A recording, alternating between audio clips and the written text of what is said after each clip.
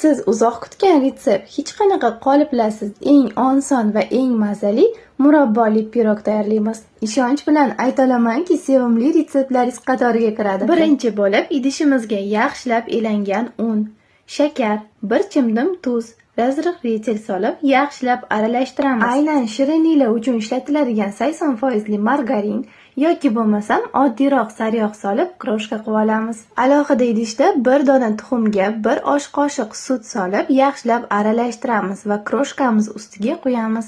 Ortiqcha un ishlatmagan holda o'rtacha xamir qoramiz. Xamirimiz ham tayyor.